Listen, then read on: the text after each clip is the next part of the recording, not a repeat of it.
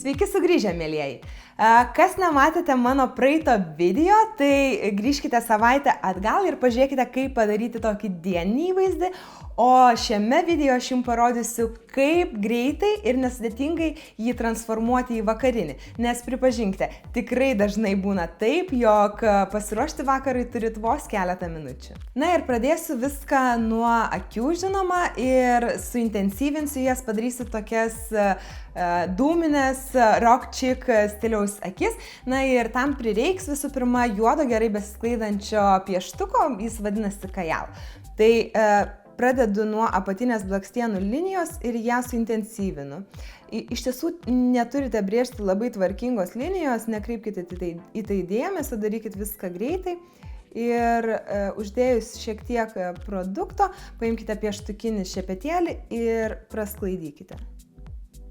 Ir neskubėkite juodo pieštuko įvesti į ašarų liniją, tai padarysime jau tik pabaigoje ir pažiūrėsime, ar mes to norime, ar nenorime, įvertinus tai, kokio jūs stiprumo makiažo norite ir žinoma savo akies formą, bei ar toks intensyvus seksualus žvilgsnis jums yra reikalingas ar ne.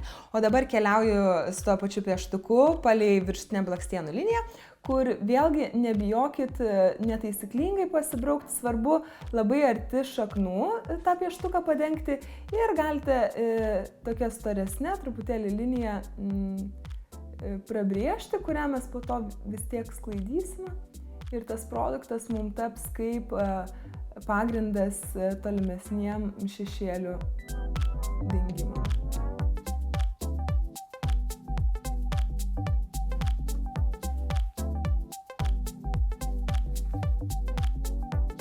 Taip išsklaidžius pieštukiniu šepeteliu, aš imu pūkuotesnį ir dar šiek tiek palei kraštus praeinu, kad ta linija tikrai išeitų į dūmą ir nebūtų griežta.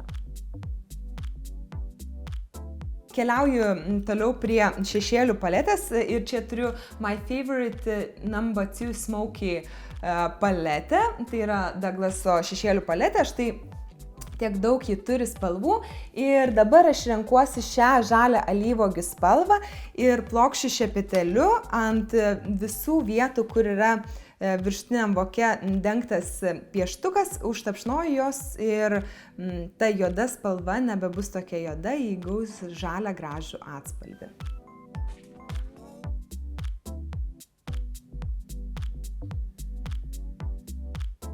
Kaip nuostabiai paryškina mano akių žalumą, bet tai tikrai tinka ne tik žaliakiam. Na ir vėl grįžtu prie pūkuotesnio šepetėlio ir šiek tiek prasklaidau.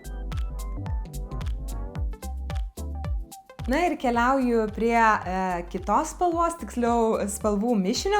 Tai imsiu štai šią tokią bordo baklažaninę blizgučio turinčią spalvą ir pamaišysiu ją su matine pilka, kurios dėsiu į akių kamputį truputėlį suintensyvinti dar labiau šį makiažą, padaryti tokią išraiškingesnę akių formą ir taip pat jos įdėsiu po apatinių blakstienų liniją. Tai pradedu nuo pūkuoto šepetėlio ir viršutinio voko.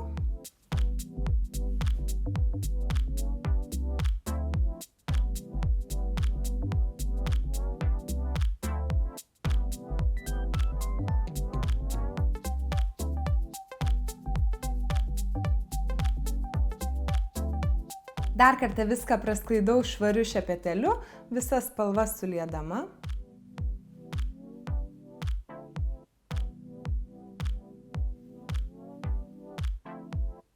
Įbrėžiu to pačio juodo pieštuko į ašarų liniją.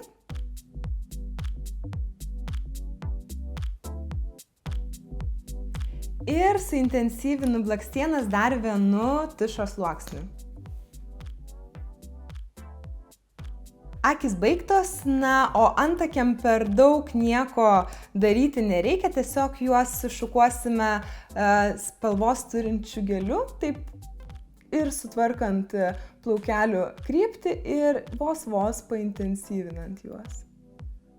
Keliauju prie lūpų ir tik padažius jas pažiūrėsiu, ar mums reikia paintensyvinti skruostus, ar užteks ir tiek, kiek yra nuo dieninio makiažo likę.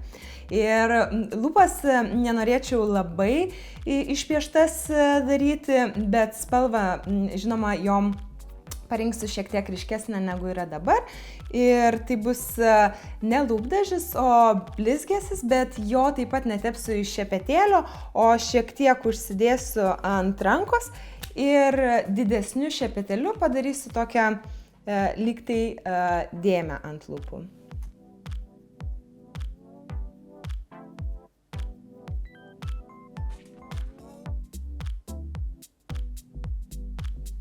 Tokia graži miško uogų spalva ant jūsų lūpų puikiai dera su jūsų akių makiažu, kuris yra žaliai baklažaninis. Na, o jei nemėgstate palikti tokių neištobulintų lūpų, žinoma, galite po viso to paimti kontūro pieštuką ir viską preciziškai sutvarkyti, bet aš palieku taip. Na ir matau, kad man tikrai reikia pagyvinti skruostus, kad viskas susivestų į vieną visumą.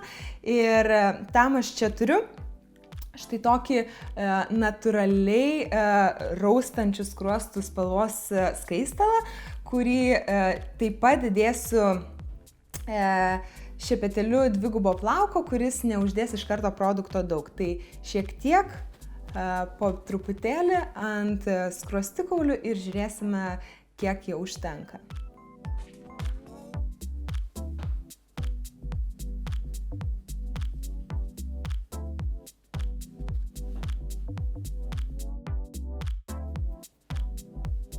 Na štai, vos kelių prabraukimų ryškesnių skaistalų tikrai užteko ir viskas susivedė į vieną gražią visumą.